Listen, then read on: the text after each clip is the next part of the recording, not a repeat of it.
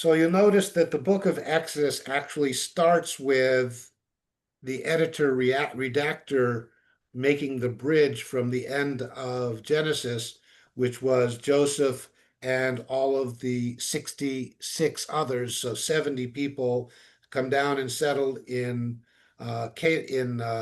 Goshen on the east end of the Egyptian area on the other side of the Nile River, nearer to the Sinai Peninsula. And Joseph dies, and now we're reminded, oh yeah, by the way, he died. So we get a little recap of the end of Genesis. The important thing in Genesis, according to the editor redactor, was to know that Joseph and all of his family got down to Egypt. And that's where the formation of the tribes, or the people rather, the family into tribes will happen. And then the tribes into the roots of the peoplehood. And we're going to end up getting to Moses, which will then be the creation of the peoplehood. But it starts with a recap. Ve'ela shemot b'nei Yisrael haba'im Mitzrayma et Yaakov ish uveito ba'u. So ve'ela shemot b'nei Yisrael, these are the names of the sons of Israel. Haba'im, literally the coming. So the ones who came. Mitzrayma, toward Egypt or down to Egypt. And they are Yaakov. Pardon me, could I ask a question? Can I interrupt Absolutely. a question?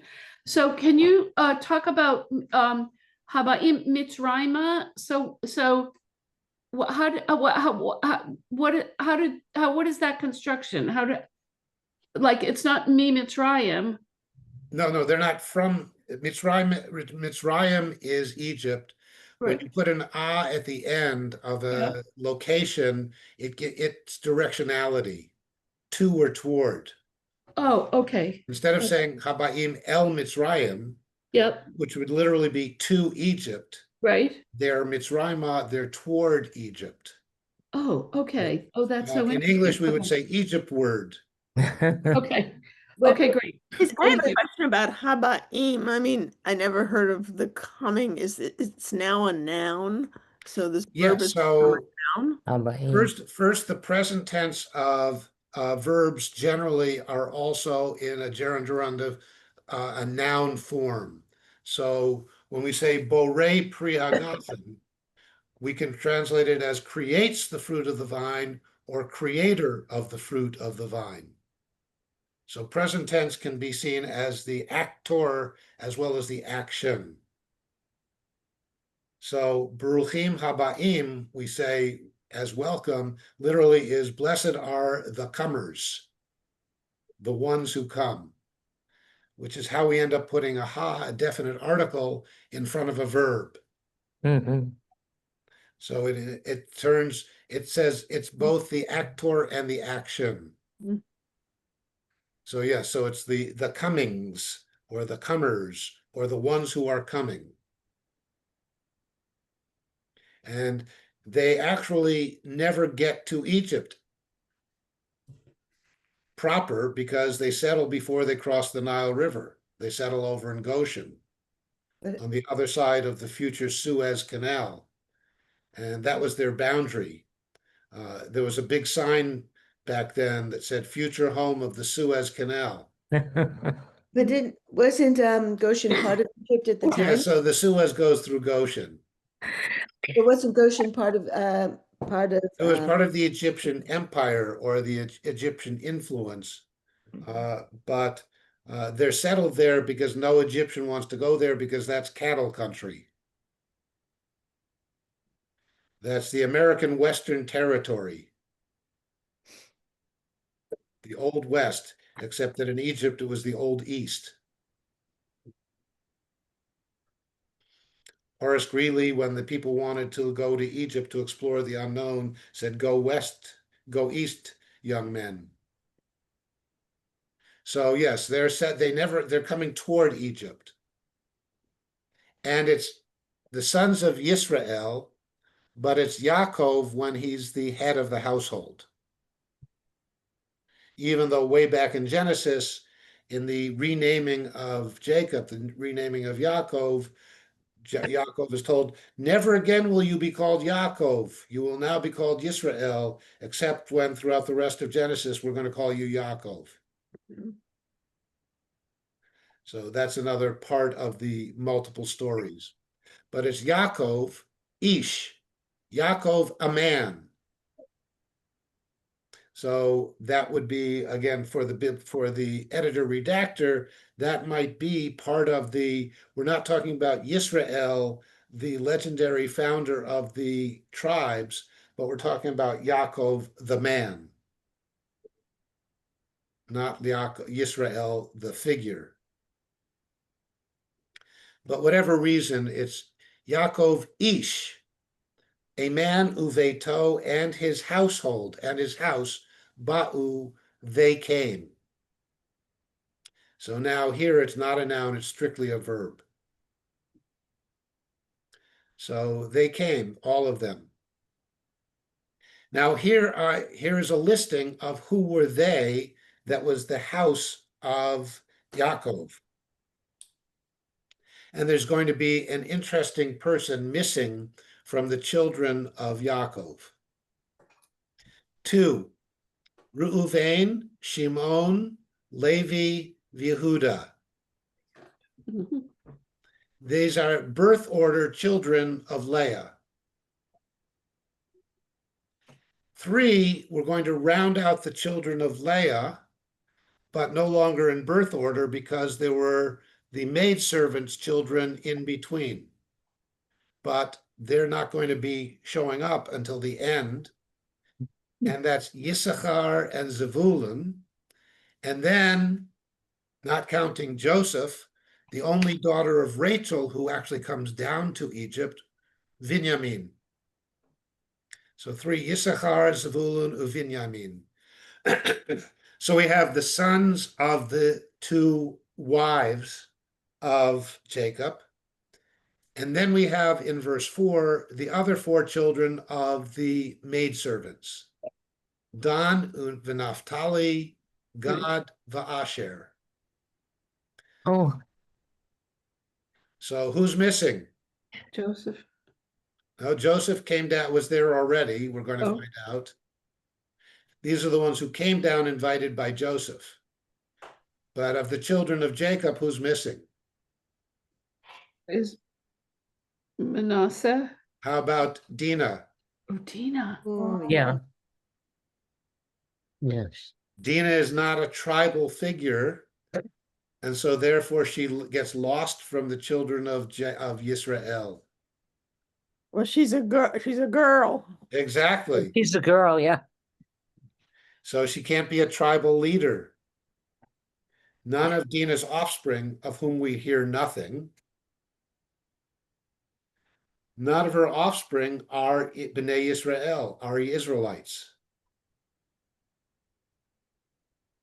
So this is where we really see played out that biblically the child of the father was deemed to be the heir of the recipient of the name Yisrael or Israelite. Then verse 5, Vayhi kol nefesh yotzei yerech Yaakov, shiv'im nafesh, v'Yosef haya b'Mitzrayim. Oh. So Vayehi, and it was kol nefesh, every soul, yotzei, that went out from, or the going out of, Yerech Yaakov, the loin of Jacob. So these are the ones whom he sired. And all of the souls of Israelites, the Bnei Yisrael, the house of Jacob, are Shiv'im Nafesh, 70 soul. And reminding us that it was only 66 who came down. Yosef haya b'Mitzrayim, Joseph already was in Egypt. And there we have the difference between those who Ba'im Mitzrayim came toward Egypt, and Joseph who haya b'Mitzrayim, who was in Egypt. Mhm. V'Yosef haya b'Mitzrayim. Can I ask a question, please? Always. So the word nafesh here why is that not plural? And why wasn't it plural up at the above? Vayehi kol nefesh. Oh, yeah. So Why wasn't it? you could say all souls kol nefesh, but that would be, then we would say kol nefashim. Yeah. Yeah. But kol nefesh would be more English, each soul or every soul. And notice in Oh. English, even though we're talking about different ones, we use the singular in English. Oh, yeah. So shivim soul, each of the 70 was a soul. Oh, I see. Okay. And one could say, for example, shivim nafesh, 70 of a soul. Okay. And why is it nafesh, not nefesh? And again, that's a reminder that whenever the segelet, the word, is the end of a sentence or the end of a phrase, because in oral tradition, certainly there's no punctuation. And in the transcription of the oral tradition, which is the Torah, there's no punctuation. The only way we know the punctuation is by the clues to how to read it. And so when it's in the middle of a phrase, it's Vayhi kol nefesh yotzei, and we just move on. But when we get to the end of a phrase or a sentence, then it's shivim nafesh. And that forces you to slow down and come to a full stop before we then move on to the next. V'Yosef haya b'Mitzrayim. Okay. And we already know that without knowing it when we say Borei Pri Hagafen, even though the word for vine is gefen, Oh, yeah. or Hamotzi Lechem min haaretz, even though the word for land is eretz. I always wondered. Yeah, so we always naturally verbally punctuate our sentences without knowing that we're verbally punctuating our sentences. Now we pick up the story with the blue story, with the Northern Kingdom story, which is going to be primarily the Moses story. And Vayamot Yosef v'chol echav v'chol hador hahu. Vayamot Yosef, and Joseph died. But you're saying vayamot as opposed to vayamat. Right. Vayamot, because again, knowing the root and knowing the construction. So technically it's Vayamot, because the root mot or mavet Yeah. is dying or death. But why is it? But again, many people will read it as Vayamat Yosef, and that really, I believe, doesn't need to be corrected. Huh.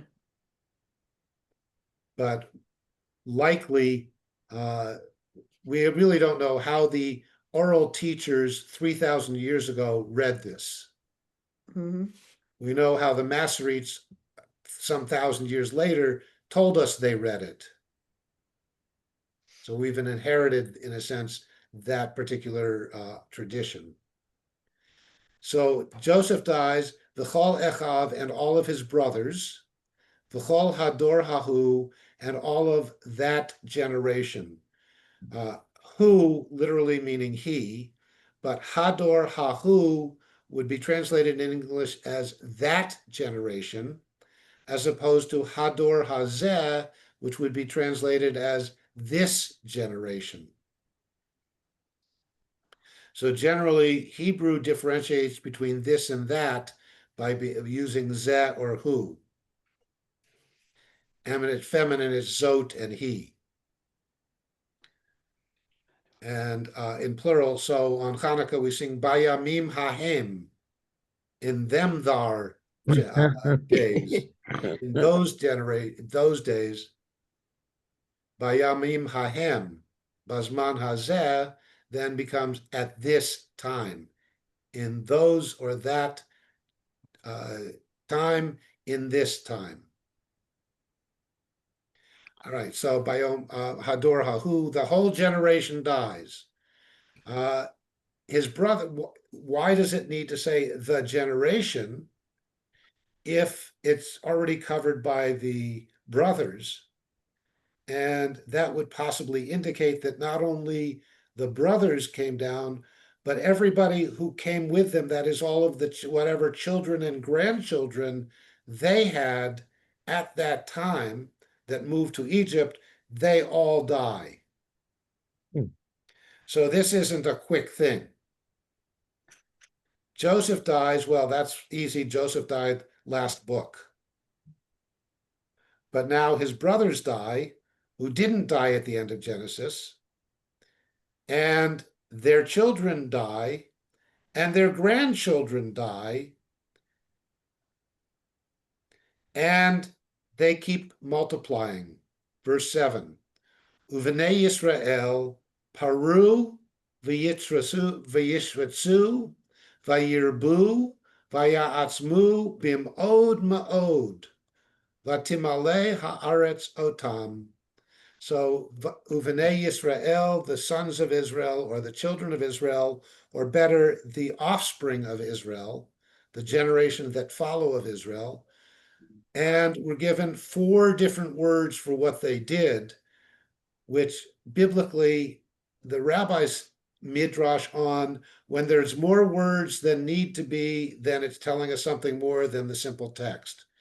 If there's something missing and that we would have expected words, then it's telling us something from beyond the simple text. So paru uravu would have been enough because that's the commandment way back in the beginning of Genesis, be fruitful and multiply. But they went above and beyond the call of duty. They didn't just paru uravu, parud and yishratsud and yirbud and ya'atzmud. So they were fruitful and they swarmed, they spread out, and they multiplied. Yishratsu from the word sheretz. And sheretz are the things that swarm on the earth way back in the creation story. And Rabu from Rav, many or multiply. Vaya'atzmu, and they became mighty, they became strong, they strengthened themselves. So unlike most historical generations where there was a lot of child and infant mortality, those Israelites in Egypt didn't die as infant or child mortality. So they just kept filling the land, they kept multiplying. So I like to take the statement, the simile that something multiplies like rabbits, and I just say they multiply like Israelites in Egypt. So they were fruitful and they spread out and they were multiplied and they became strong. Bim'od ma'od, very in very veryness. And ma'od is a tough word to translate into English because while it's translated as much or very, it really carries much more strength and impact than that. And especially when a word is doubled. So here we have many more words than are needed. And therefore, we're going to get lots of commentaries on each one of those words, telling us something about the ways in which the Israelites in Goshen and Egypt multiplied. And that's going to include things like the lack of infant and child mortality. Vatimale haaretz otam, and they filled the land, them. They, them filled the land. And we're not told what land. I'm sorry, could I interrupt to go back to those ma'ods? Yes.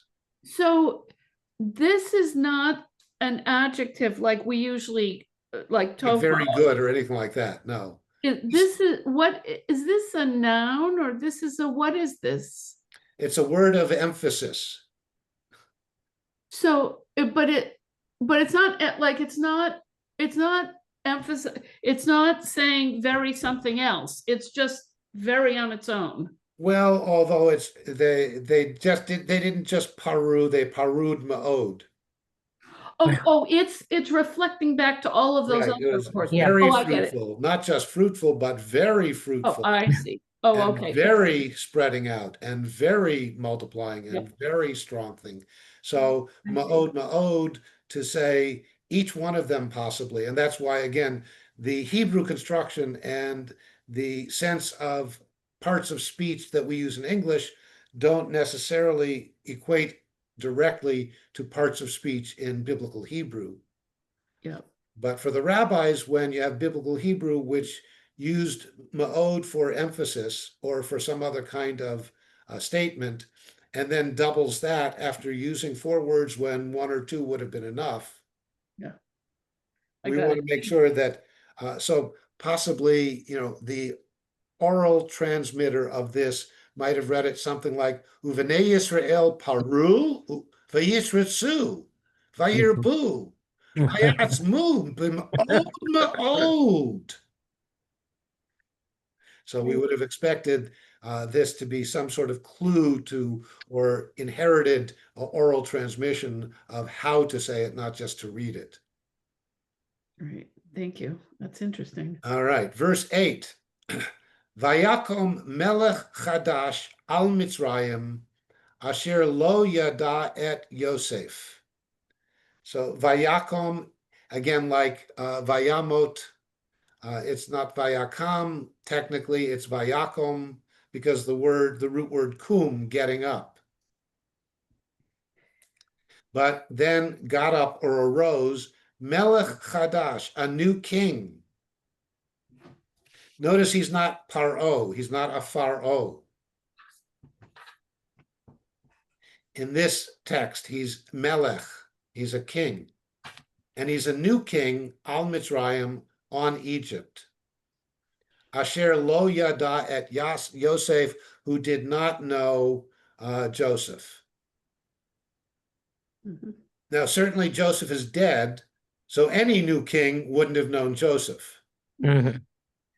The question for of the biblical author that we might ask is, what are you trying to tell us here? And why are you saying Melech Chadash? And for that, modern biblical scholars look back at what was happening in Egypt around what might have been the time of all of this happening. There's texts about a Hyksos invasion. There's texts about conflicts of northern and southern Egypt and changes of administration, changes of dynasty, changes of leadership, rulership by different Egyptian peoples or peoples of the area. And one of the things that Egyptologists will tell us, is that generally when a conquering new king situation, new rulership in Egypt would come along, they would do everything they could to wipe out the memory of the old dynasty.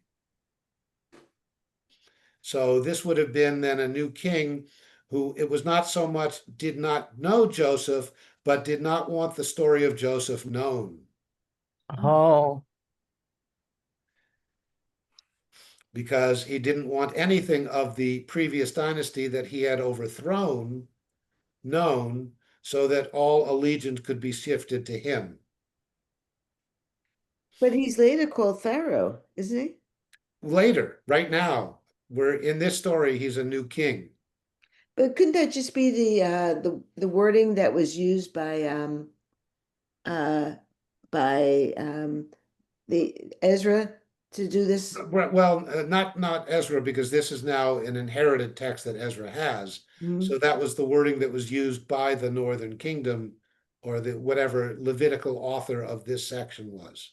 Because the Jews And didn't use the word yeah, I Pharaoh. mean, it leads to one can debate it as far as historical king versus Pharaoh. One can also debate it midrashically, king versus Pharaoh.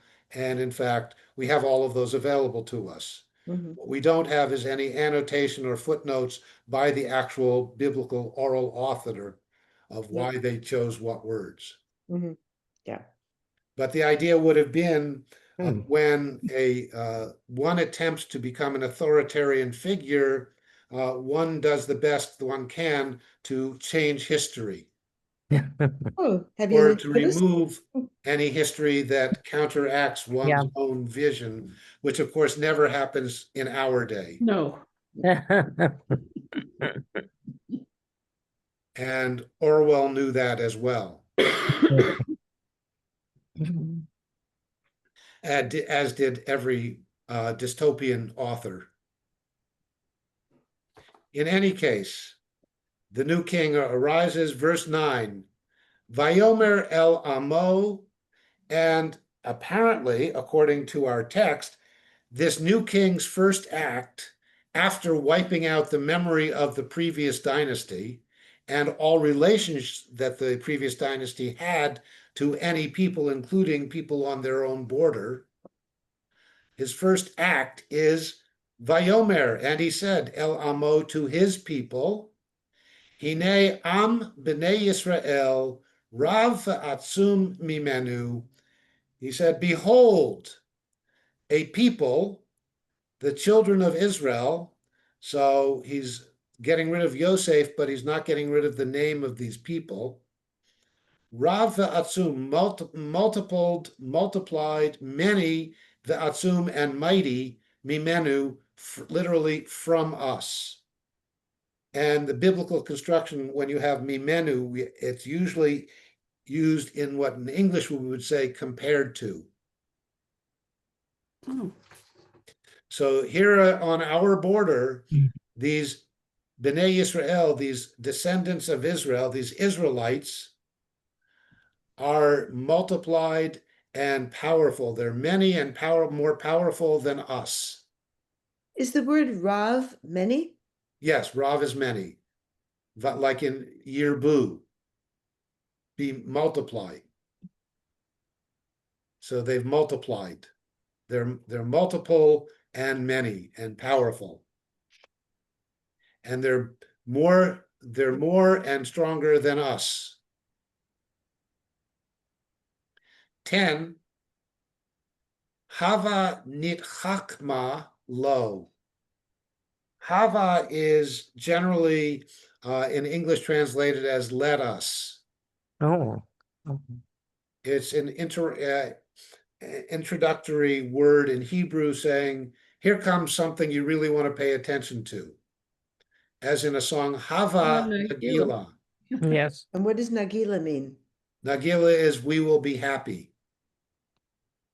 Hava Nagila, let us be joyous, let us be happy. Here, Hava Nit Chachma, and the Nit Chachma, the Nun tells us it's the first person plural. We, Chacham is the root, which is wise, And then we're gonna come Chochma. by Chochma, or a Chacham. Mm-hmm. Reshit Chochma, the beginning of wisdom. So Chacham, but the Nit Chachma, that Hebrew verb construction, which is called the Hitpael, is a dualistic or relational way. So, for example, when we say Lehit Ra'ot, the root is Ra'ot, to see or seeing. Lehit Ra'ot would be something like until we see each other again, or until we are in seeing relationship. So the hitraot, literally au revoir, until we see. So nit chachma, let us be in some kind of wise relationship low to it, or to him. That is, the him is Bnei Yisrael. The conglomerate people becomes a singular. So we've got this powerful and manifold group of people on our eastern border. Let us go and be clever, wise, somehow get into some kind of relationship with them where we're in charge. we will be wise over them. Let us make some kind of wise decision about them, and often translated as clever. Mhm. So why should we do this? Pen yirbe, lest they multiply. Mhm. As in movies that or other places where somebody says, to make a long story short, and everybody else yells too late, as in the movie Clue. Here, pen yirbe, lest they multiply, and we can all yell too late, but pen is lest is really the best English translation. The haya, and it will be, ki nikrena milchama. Literally, the root again, tikrena, the root kara, which we know from vayikra, call or name. So literally, tikrena milchama, and then will be called upon us a war. The tikrena part tells us that the noun subject is feminine. So tikrena is simply the future second person feminine, or third person. They're both in feminine. They're both. So you will be called, the milchama will call us, or a milchama will call us, but a war will be called upon us. What role does the key play? Which, Which key, for, or key or for, or for or because. or That's, yeah. yeah, I thought of because. Yeah. Yeah. But for example, when we take the Torah out, ki mitzion, for from Torah, for from Zion, say Torah, the Torah will come out. It's not so much because, but for. Mhm. It's a statement of this will happen. Ki tikrena milchama, literally, for a war will be called to us, or a war will call us. Mhm. Milchama is a war. So we will be attacked, but we will be called into war. V'nosaf gam hu al sonenu v'nilcham banu v'ala min haaretz. So v'nosaf, the root word is Yosef, Gather. which is the guy that I don't want us to remember. But Yosef was called Yosef because he finally added a son from the one that he loved. V'nosaf, and will be added. But there are other ways of saying that in Hebrew, and it may well have been part of a little bit of play on words, that Nosaf Yosef. But our enemies will rise up against us. The war, we will be called to war, we will be attacked, whatever it might be. And for the most part, Egypt attacks in the ancient Near East came from the north and east. Egypt is not going to be attacked from the west until we get Rome. And possibly Macedonia and Alexander, which would have come from the north, but most likely would have actually could have come around through the Middle East and then back down to Egypt from the east. So there are no empires to the west of Egypt in those days that had any play in the world. So where will the attack come from? It will come from the ancient Near East, and it will come through the Sinai, which means it will come through Goshen, which means it will come by way of the Bnei Yisrael. So the attackers will come from there, and they, Gam, who, also him, or also Bnei Yisrael, also this this people, will be added al sonenu, on our enemies. They won't defend us, they will join against us. V'nilcham banu, and we'll fight, we will have to fight the banu, us, v'la'ala min haaretz, and will go up from the land. So this is a concern that this new king has, that I've wiped out their memory, I've wiped out their story, but I haven't yet wiped them out. They're still sitting there, and they may not like that I wiped out their story and their history and their ancestor. And so they may take the opportunity when it arises to rebel against us. Could you go over again the first two lines, the first two words on the second to last line? Milchama. Nit chakma lo. Yeah, so the root chacham, be wise. Nit chakma. But it says First mit, person. it doesn't say mit. That's why I'm confused. Nit. Nit. Nun. Nit Oh, chakma. I'm looking at milchama.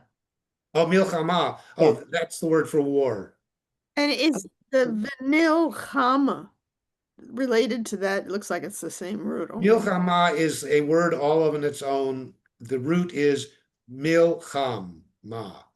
It's the Milchama. word for war. And the next one, vanosef. Vanosef, and will be added.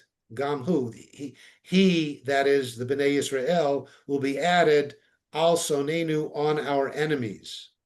But the word Vanilcham is Okay, isn't that- v'nilcham is the root verb. Nilcham is we will be at war. Milchama is a war. okay, yeah, it is related then. Yeah. Yeah, so midaber and daber. The mem becomes part of the word for other reasons. Milamed. But that's not, The root is lamed, learn, but milamed is a learner involved. That is the teacher. but that's not related to the word lechem, No, right? no, It's no. The word nilcham. Well, I mean the root is lacham. oh, okay. So maybe that's what people fought over was food. Yeah, or lechem is does that mean to rot? It's Lechem is bread, bread, so it but it's food. rises. Lechem is food. Oh, okay. It's food also as well as bread. So Okay. yes, maybe there was a root somehow that most ancient Near Eastern battles and wars and empire spreading was to get more food resource. Oh, that would be interesting. That's interesting. In the same way that a berech, a knee, a bracha, a blessing, and a brecha, a pool of water, could have been related to oasis travelers. Oh, wow. Huh. So yeah, the etymology of biblical Hebrew is fun for those who are linguistically oriented. Yeah. It's also fun for those who are midrashically oriented, because you can take words that may have no etymological root, common root, but happen to sound the same, and then you can create an etymological root. So yes, why is it called a milchama? Because we're always fighting for food resources. Could be. So that's, yeah, milchama, the mem is not from bread, it's war. Yeah. Yeah. And nilachem or nilacham or nilcham or anything like that is to fight a war, be at war.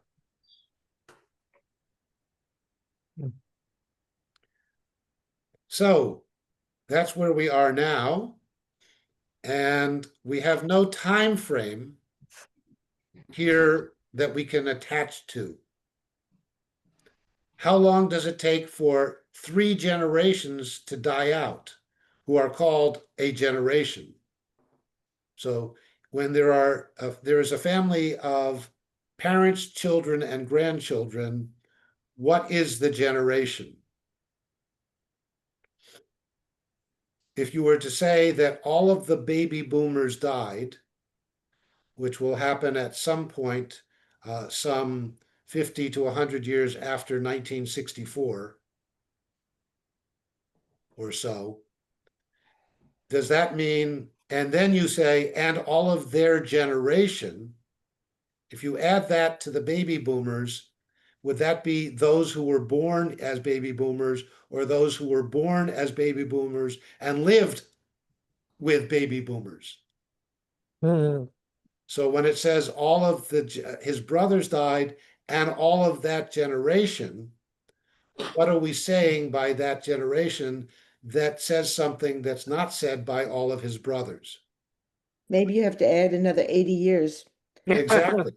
So how long are they in Egypt before a new king arises? We don't know. Later, we're going to be told that the time from their being in Egypt to their time from liberation from Egypt is 400 years. Because in those days, Also then told that they were slaves for 400 years, which would not make sense if, in fact, the new king doesn't arise until some generational time period after they get there. Hmm. And with this new king, we're going to get the persecution that causes the rebellion that leads to the Exodus, which means they were slaves for a generation. But that's going to be part of our exploration of the book of Exodus, is a very confused time frame. Hmm. as should be. How many years supposedly afterwards did Ezra put this together? Oh, it's 500, I 750. mean, we can't even agree what happened yesterday. Yeah. Certainly, we date things now by various time markers. And a lot of people now say, well, yeah, that was before the pandemic. Yeah. Right. And people sometimes forget that COVID was now over 5 years ago. Yeah. Some people date it to 9/11. Well, that was 24 years ago. Yeah. And I don't know what I've been doing 4 years ago, let alone 24 years ago, except for certain markers. And I mean, some people in my generation can tell you where they were when Kennedy was shot, I remember. but I can't tell you what happened 5 years after that. So yes, we date things by different time frames. And in fact, there is in historical Jewish practice, there is a calendar that's based on that starts from the Exodus from Egypt. And things are dated before the Exodus and after the Exodus. And the Torah, then those who created that calendar tell us that creation happened so many years before the Exodus. Then only in the second, third generation of the Common Era does somebody come along and say, why don't we date things from creation? And thus we get the year 5786. 5,786 years since the creation. Is there a timeline we could look at which establishes that date? Yeah, there actually, if you search ancient Israelite calendars or Near Eastern calendars, there are a number of different ones that you can look at. There's actually a book that has a great book of biblical timelines. Hmm. So next week, it's still all blue. Yeah. It's going to take us a while to get to the red story. Okay. So this is what we're going to be reading next week. The translation of it is going to be then the imposition of taskmasters but this is your Hebrew practice reading for next week, for those who are following along and couldn't make today, or for those who are following along and could make today. Vayasimu alav sarei misim lema'an anoto besivlotam vayiven arei miskenot lefaro, and yes, he becomes Pharaoh here, et pitom ve'et Ramses. V'chasher ya'anu oto ken yirbeh v'chen yifrotz vayakutsu mipnei b'nei Yisrael. Vayavidu Mitzrayim et b'nei Yisrael befarech. And again, that befarech is a way of telling us we're at the end of a statement, befarech. Vayimaru et chayehem ba'avoda kasha bechomer uvilvenim uvechol avoda basadeh et kol avodatam asher avdu bahem befarech. 15. Vayomer melech Mitzrayim, back to melech, la milodot ha'ivriot asher shem ha'achat shifra v'shem ha'shenit pua. 16. Vayomer bialdechem et ha'ivriot ureiten al ha'anim im ben hu vayahamitu ten oto ve'im bat he v'chaya. Note on the he down here, it's not heave, but rather in the biblical text, often the word for it or that is written as He Vav Aleph, but in later grammatical construction, who is masculine and he is feminine. We don't know whether that distinction in gender in the word third person singular in the biblical time was in fact pronounced differently. That All we last, know is the text has it written the same way, but the oral tradition has it pronounced masculine who, ben who, and feminine he, bat he. Mhm. that last word, it doesn't sound V'chaya. right. It doesn't sound so consistent with the v'chaya, with what we were saying before. V'chaya, well, chaya is it will live. V'chaya, V'chaya. v'chaya. Yes, not v'chaya, because the root doesn't have a vav, doesn't have an o or an u in it. The root is chaya or chai. So v'chaya. So, and the other thing, just grammatical, is re'iten, hamiten. This nun at the end is because Pharaoh is, the king is talking to females, and the nun ending is the feminine ending of the verb, not the masculine ending.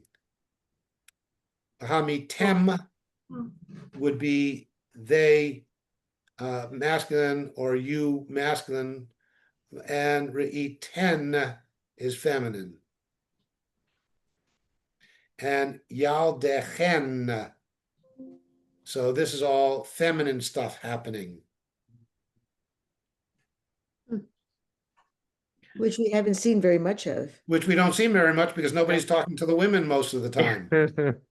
Nobody's talking to the women or about the women. We don't even bring Dinah down to Egypt.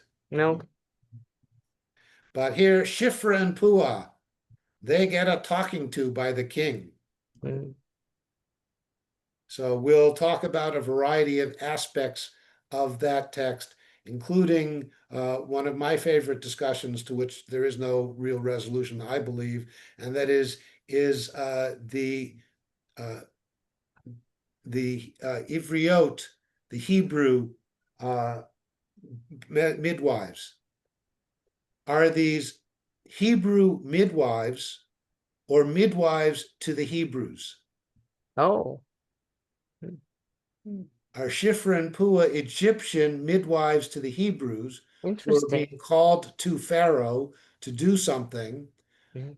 Or are they the Hebrew midwives, the midwives of the Hebrews who are being called to Pharaoh, which might be a little strange.